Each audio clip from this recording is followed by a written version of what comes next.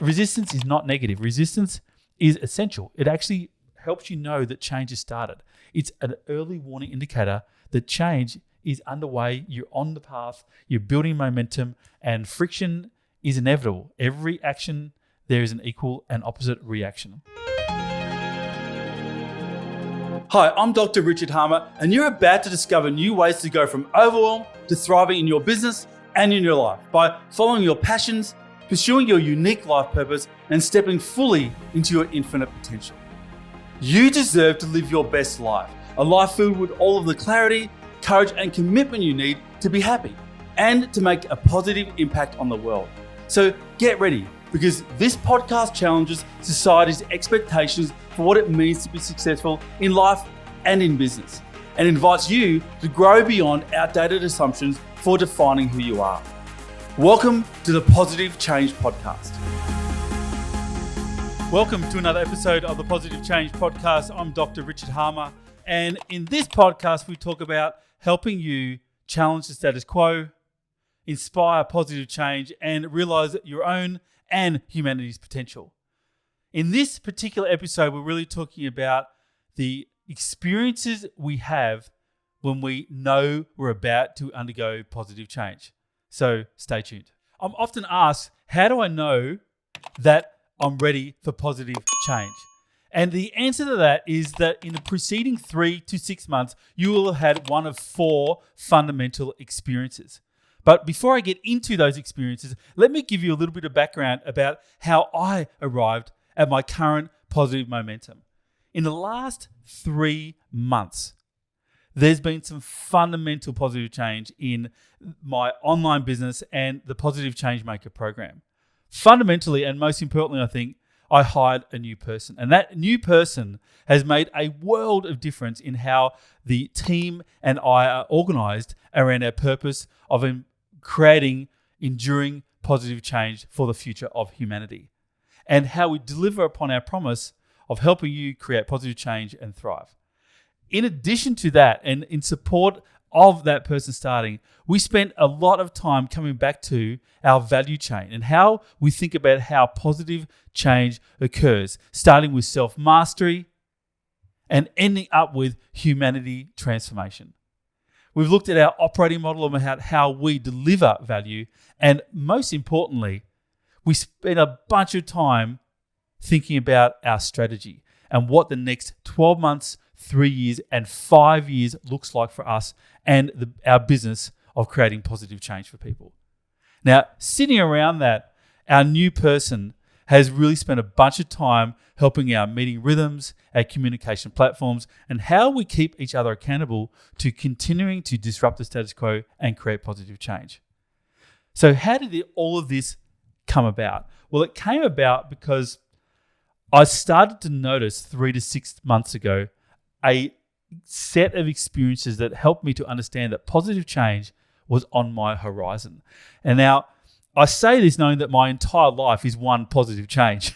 And I've set up my life and my online practice, my online entrepreneurship business, supporting people to create positive change in a way that, in its very core, generates positive change in every single thing that we do.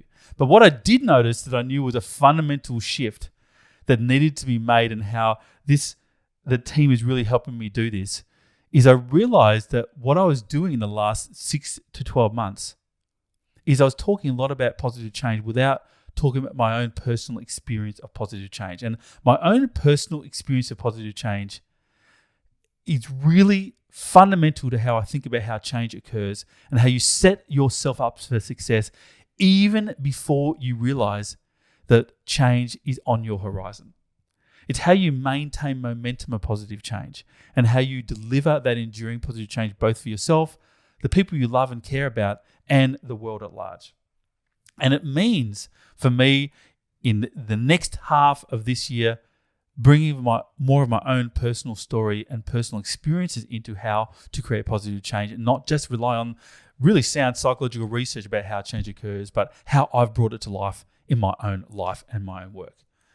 So this particular podcast starts with answering the question, how did I get to this point of the last 3 or 4 months, new team member, new program design, new value chain, new operating model, new strategy, new teaming rhythms, new common communication, accountability, and so on and so forth. How did this happen, and how did I know that change was on my horizon? Well, it all comes back to about 3 to 6 months ago, the second half of 2021. And the experience, the preceding experiences that helped me to understand that change was my only option. Now, I'm drawing upon here my own experience, but there is some good psychological foundation to this as well. A model of change called a trans-theoretical model of change, the trans-theoretical model of behavioral change more specifically. And it speaks about the first phase of change is a phase called pre-contemplation. Now, pre-contemplation is a phase and stage of change that is occurring before we even realize that change is on the doorstep. It's a phase where we're not even ready for change. We're not even realizing that change is going to occur. We might even think that change, or making that all-important change that will take us to the next level, is going to be too hard. We might even be avoiding it. We might even be thinking to ourselves, I'll just wait the current turmoil out. I know it'll turn around. I know it'll get better, which is kind of where I was at in the middle of last year. Now, there are 4 fundamental experiences that one or more of these you'll be having in the 3 to 6 months prior to you realizing that change is inevitable and that we might as well embrace it and create positive change for ourselves and for others. Now, experience number 1 is the experience of not feeling challenged or stretched, or that you're learning or growing in life. This is a point where you might be feeling bored or disinterested in your current circumstances in life. Maybe even a little apathetic, like, why bother? I could do more, but why bother? What is the point of continuing to pursue this career, this hobby, this goal, this relationship, this learning pathway, this career, whatever it might be? We might be asking ourselves, why am I doing it? Where your level of self-mastery exceeds the level of challenge you're currently facing in your life, career, relationships, learning pathways, spiritual journey, purpose and meaning in life, whatever that might be. Your level of self-mastery exceeds the level of challenge. And in essence, we fall out of flow in life, and we start to wonder why things are happening the way they are and what's the point of it all. Now, we don't realize at this point in time, but the destiny is that you can and deserve to be more. You might not know it then when you're experiencing this, but a few months down the track, you're going to realize that I'm ready for more and it's time to make a change. Now, I've gone through this particular experience of the pre-conceptualization, the preceding steps of change on many occasions. But the one that really stands out for the most is when I made that all-important jump from an employee status in life to an entrepreneur and ultimately a change maker. That point where I knew that my level of self-mastery in my chosen career in a particular organization, it didn't matter what that organization threw at me next, what project they put me on, or what particular challenge they wanted me to address. I knew that I could make it happen. I might not have known at the time what to do, but I knew I could work it out and it wouldn't be all that challenging. That sense of I knew I could do more than whatever my context was that I will be faced with. Now, maybe you're experiencing that right now, or maybe you've experienced that in the past, and you can join the dots between having that experience of being bored, of not being challenged, and the inevitability of change needing to occur. But what I can say is this first experience is a pretty common experience, the challenge of no challenge, boredom, and the need to go, I've got to change something because I'm not going to make it in this current pathway. Now, the second experience you might have, in essence, is the counterpoint or the opposite to that experience. It's experience number 2 is the experience of overwhelm.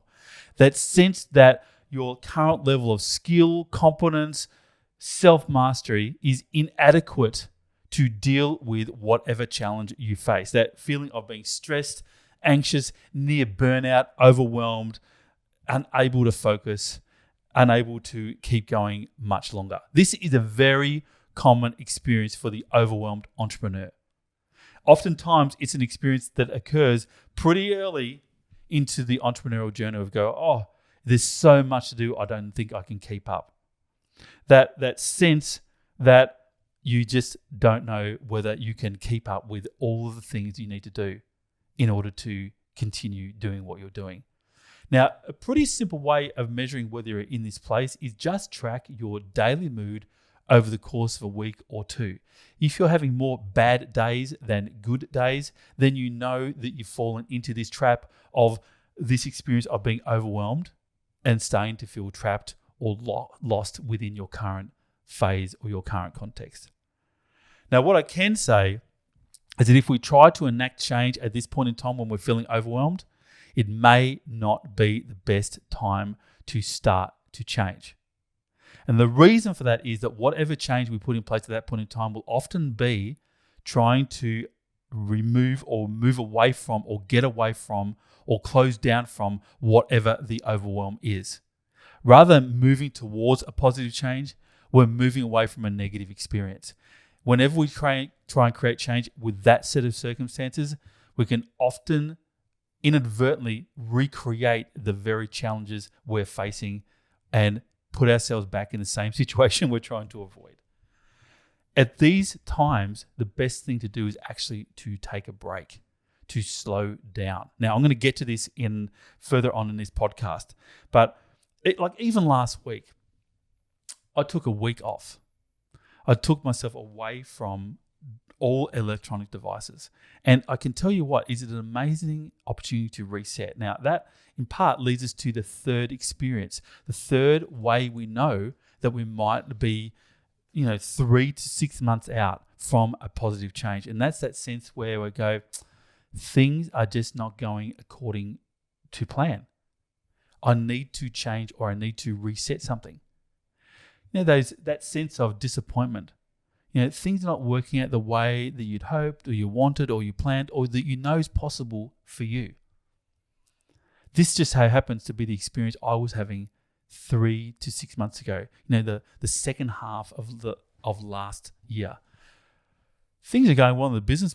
My consulting practice, supporting CEOs, executive teams and boards to identify what change they need to make in order to have a thriving future business, and helping set strategy in order to help them do that, and leadership development of that vein.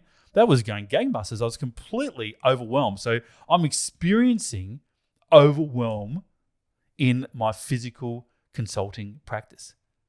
But in my online practice, the online learning program that I fundamentally started as a passion project 2 years ago, about setting an online environment to support thriving change makers to create that positive change for the world that they know they need to make. I was feeling a little disappointed in my own performance and the performance of this particular adventure, that I couldn't quite get things on track. I couldn't quite work out how to take them to the next level. That sense of disappointment, not being able to get the goal that I'd set for myself. I've got some pretty ambitious goals and they weren't tracking along the way that I thought they should be at this point in time. And there's a need to turn things around. Now, I was experiencing this in the mid to second half of last year, but it wasn't until the Christmas break that I set about that reset. Now, that reset is an opportunity to rest, get some sleep, have a break, to reflect upon where I've been, where I was, and what was next, and to reset my own change agenda. Now, this is about getting back to basics, ultimately. Now, we're going to get into what to do when we're feeling this sense of reset or disappointment soon in this podcast. But in essence, one of the things you can do if you're feeling this right now and not knowing what to do next, get some sleep, get some rest, spend some time going back to basics, exercise, good diet, relationships, reconnecting with your passions and your purpose, reconnecting with your personal power, knowing that you are the agent of your own destiny, you are the author of your own future, and remembering that at any moment in time when things aren't going well, you have a choice to change. Now, the fourth experience that's in essence somewhat counterintuitive and different to the first three. The first three are pretty obvious. I'm either bored, where my personal mastery far exceeds my current life challenge. I'm overwhelmed, where my current life challenge exceeds my levels of mastery. Or I'm disappointed. I know that I'm heading in the right direction, but I can't quite make it work. I can't quite work it out. They're pretty obvious ones to identify. But the one that's counterintuitive, but is actually fundamentally important to creating positive change, the one that gives you the most positive momentum as you embark on that positive change, is the fourth experience. The fourth experience is all about the experience of flow, of effortless ease. That sense that nothing is wrong, nothing is broken, and everything is perfectly on track, exactly where it needs to be. I'm in the right place, doing the right thing, doing exactly the same right way. That's the fourth experience where positive change is right on your horizon. And you might be asking yourself, as you listen to this podcast or watch this video, what is he talking about? Why would I ever want to embark in positive change when everything is just going along fine? Well, I can tell you through lots and lots of experience, and there's a bunch of psych research to support this, that whenever we feel a sense of effortless flow that is enduring, that we sense we've got life all worked out, or this phase of life, or this project, or this career all worked out, we're ending a cycle of completion.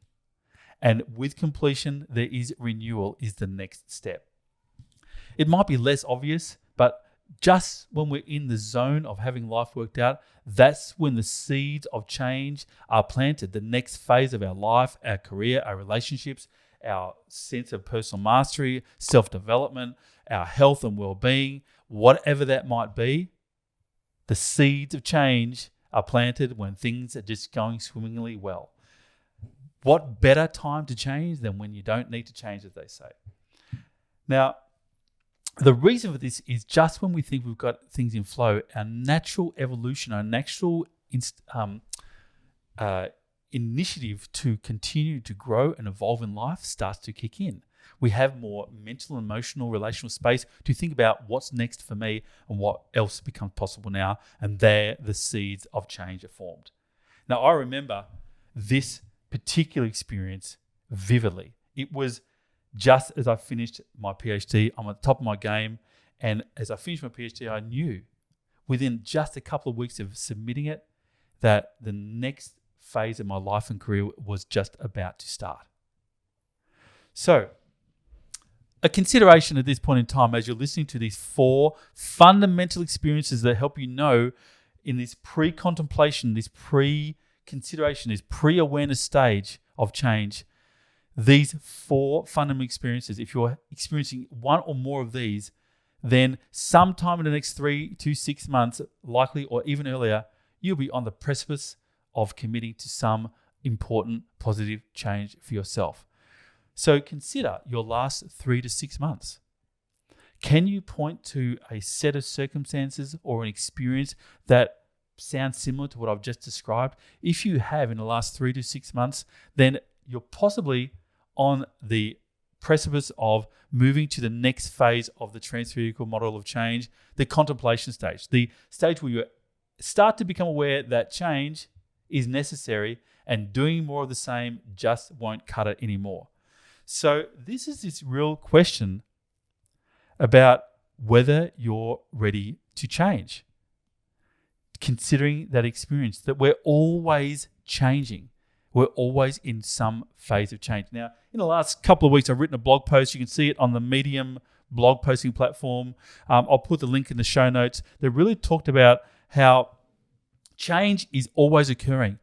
It's inevitable and we don't even notice it most of the time. But if you're in the contemplation phase of change, you're starting to realize that whatever change you're about to embark on, that you might even know exactly what it is at this point in time, but you know you need to do something different, will require some intention and it will require some planning and some commitment to see it through. So how do you know that you're ready for change? Now, the difference between the time of change to be upon you and being ready for positive change is this transition from pre-contemplation, that is, you don't even know you need to change, to contemplation, you know you need to, and you just got to start thinking through your readiness. It's accepting that we need to do something different. It's accepting that what is happening right now in life is not really helping us, and something needs to be different. Now, I can tell you also the research is pretty clear on this. The contemplation phase is often 3 to 6 months. And I can point to when I entered the contemplation phase in my current change process was around Christmas time. I'd had 3 to 6 months worth of wondering whether I could keep going. And at Christmas time, boom, I started to become really clear the change was an inevitability and I needed to get on board with it. Now, there are 6 fundamental indicators that you're ready for change. If you are experiencing any one of these or more than one of these, you know that you are ready for change. You're in contemplation phase, and the next step for you is actually the actions of positive change. Let me give them to you in the headlines. First indicator that you'll start to notice is that you'll actively and intentionally consider how you make something in your life, your career, your work, your relationships, something better. You start to realize that what I have is not all it could be, and something more is possible for me. It's this starting to think through, there's an opportunity or an issue or a challenge I face, and I need to do something different. Perhaps I could do this, or perhaps I could make a change. If you envision something better and it excites you more than what you have, you know that you're starting through this process of initiating change. Perhaps you might even have a focus of what the change is. You might not know the plan or how to do it yet, but if you start to go, I think this change is the one that's ahead for me, that's your first indicator that you're in the contemplation phase of change. And the next phase, obviously, is the getting on and do it phase, planning and doing phase. But let's just stay here at the contemplation, where you're building awareness of the need and readiness for change. Indicator number 2, once we have that sense of, I think something could be better, and we're starting to think about maybe, then we know we're in contemplation. The next is actively considering the pros and cons of that change versus staying the same. Now, there's an old saying in psychology, the pain of staying the same must be greater than the pain of changing in order for change to occur. Another way of saying that is things need to get pretty bad before we are ready to change something. And this is all about pros and cons. Now, prior to this phase, we will probably be considering pros and cons, but we're still on the fence. We don't know which is better or worse, staying the same or changing. But at this point in time in contemplation, we need to be actively considering the pros and cons of staying the same versus changing, and we need to get off the fence. Now, if the pros and cons of changing are same as staying the same, we're not going to do anything. We really need to increase the pros of change. We need to get really clear on what the benefits of changing are and how they far exceed not changing. We also need to get really clear of the cons of not changing. We need to get really clear of what the downside risk is of not changing, so that we get really clear of what we're giving up by staying the same, what we're unable to realize by not changing. The real things we're asking at this point in time in indicator number 2 is it really okay to change? Is it just okay to stay the same? But what's really key here is what's called decision balance, or getting out of decision balance. We need to be really clear of the pros of changing, spending a lot of time thinking about benefits of doing something different and the costs of staying the same. And that kind of leads us to the third indicator. The third indicator is all about building or connecting with your own belief that you can make that change. You start to think that or know that if you make that change, you're going to be successful. You're going to make that change happen. Essential to succeeding in enduring change is believing that you can. If you do not believe you can change, you won't start. So it's this starting to have this understanding when you think about this change you might do, starting to realize that you can do it. Once you start to identify or have this third indicator that I can do the change I'm planning to do, I'm thinking about making, then you're well on your way to being ready to change. Indicator number 4 is making plans, right? So if you start to realize that you are making plans about how to implement the change you think you might make, even though you're not quite sure you're going to make it yet, you know you're well and truly ready to make that change. You have a focus, you might have an approach or a plan, Perhaps not the details yet, but you know the key steps to making that change happen. So for example, when I started to think about needing to add a new person into my online team to help me to take my business, my change maker business to the next level, I started reading a lot of books about what type of person I needed to help me support and integrate the team and get them to the next level, help me get more organized. These things, there are plans. I started to read to help build the plans. Are you preparing yourself for the journey of change? Reading something, learning something, getting fitter, revisiting your passions and purpose, thinking about your important relationships and how you help them support you. Are you thinking, how might I go about? Then you're definitely got indicator number 4 going on. Indicator number 5, the second to last. Starting to have feelings of agency or are moving towards rather than running away from that all-important change you've identified. If you notice that change and you start to go, I think I need to head in that direction, you know that you're definitely ready for that change. If you know your resources, you know your change thresholds, you know your levels of commitment, you know what your levels of risk are, you know whether you're able to do it, you know what's at risk when you don't, you understand that in moving in that direction is the only pathway forward. You can't go back. You can't stay the same. I wonder if type thinking, well, you know indicator number 5 is well on track and you're about to initiate that all-important change. And the 6th and final indicator is running some experiments, starting those small steps, putting a toe in the water, so to speak. If you start to think about trying something different, it may work, it might not, but you're trying to test out whether the change is actually going to work for you and whether you can do it and whether it's going to be worthwhile. If you're testing if that change is possible and you're trying to seek out early results of whether you can, what happens then you are definitely got indicator number 6, the final indicator. When you start running experiments, you know that you are so ready for change, you've already started. So in summary, becoming aware of the need to change, evaluating the benefits of that positive change, starting to psychologically and emotionally own that change, planning for that change, committing to that change, and in running some experiments around that positive change are all fundamental indicators that you are well on your way to implementing that positive change. Believing positively in the result is the outcome of all of those steps. You'll know with certainty that you're not just ready for change, you're actually on your way. But the key here is if you're starting to notice more than one of these indicators coming online for you, you know that you're less than 30 days away from starting that positive change journey. So how do you really know that change is underway? You're not just in the contemplation phase, but you're in the planning, determination, the implementation phase of change, the 3rd and 4th phase of the trans-theoretical model of change. How do you know that you're doing it? How do you know that change is already underway and that all you need to do now is maintain momentum at all costs and not give up? The answer to that is you're going to start to feel resistance to that change. You're going to start to wonder whether it's all worth it, it's way too hard, and whether you should stop.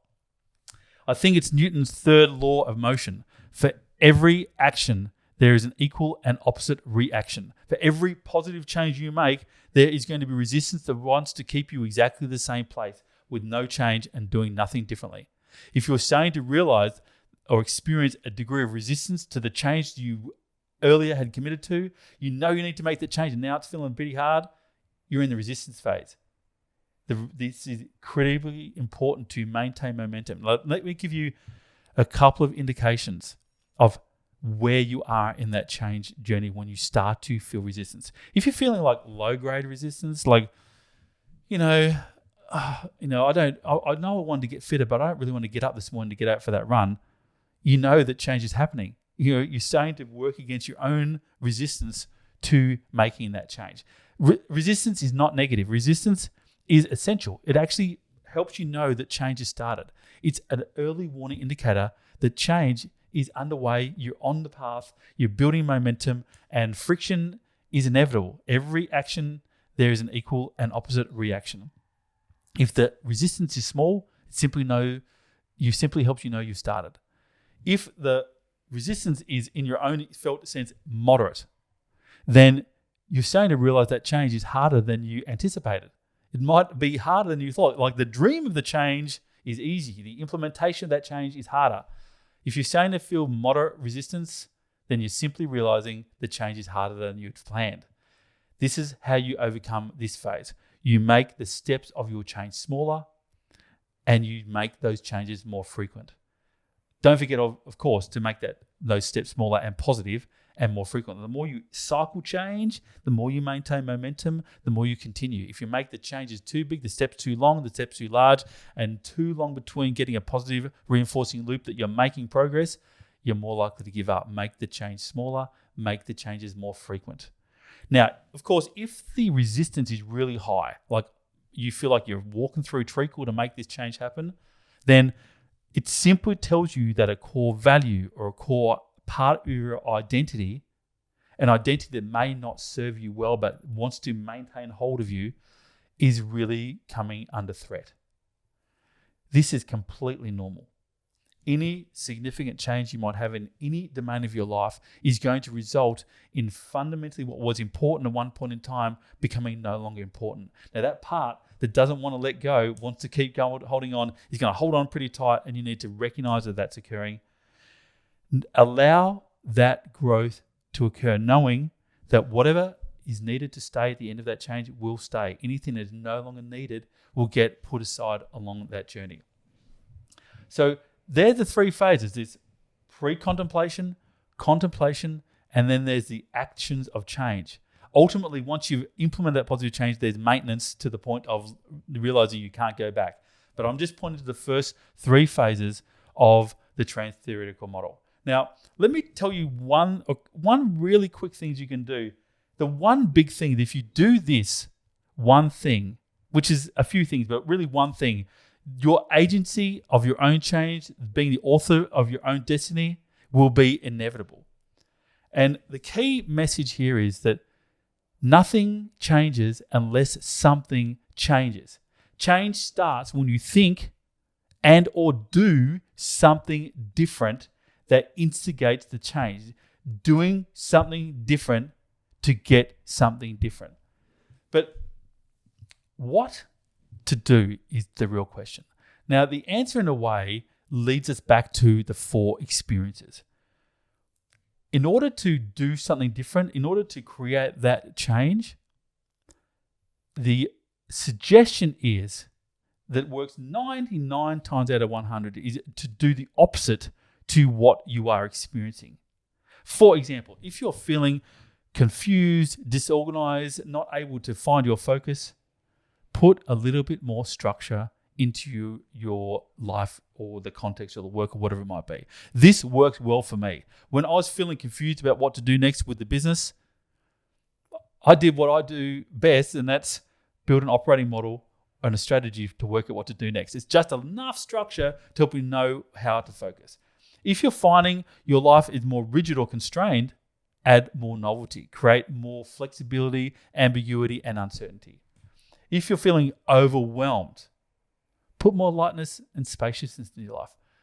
Take a break and have a chance to reset. If you're finding life more bored or too much of the same, add more difference and more intensity. Learn something new or do something else.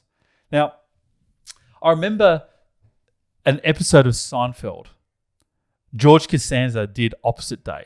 I'll put a link in the show notes to a particular clip on YouTube, but he did the opposite of what his natural tendency was, and every single time he did something different, success happened.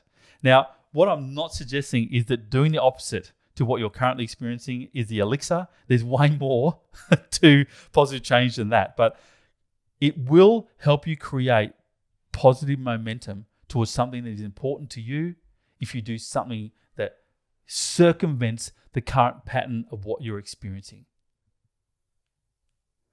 Creating positive change is all about changing something positively. That's all for now. Look forward to having you back for my next podcast. Any comments, any questions, any learnings, any insights, please feel free to put them in the bottom of the podcast link. Send me a DM. Let me know how this podcast impacted you and how learning about the experiences and the indicators of readiness for change helped you create that positive change. I'd love to hear from you. Hi, and thank you so much for checking out another episode of the Positive Change Podcast. If you enjoyed this episode, please hit subscribe using the button below, and make sure you also click the bell icon to get notified every time we release a new episode. If you're looking for the show notes for this episode, we have them in the link underneath, as well as our social media handles and some links to free training and other offers that we drop from time to time to help you go from overwhelmed to thriving in pursuing your best life. So go ahead and check out this episode's show notes if you're interested. And thank you so much for tuning into the Positive Change Podcast.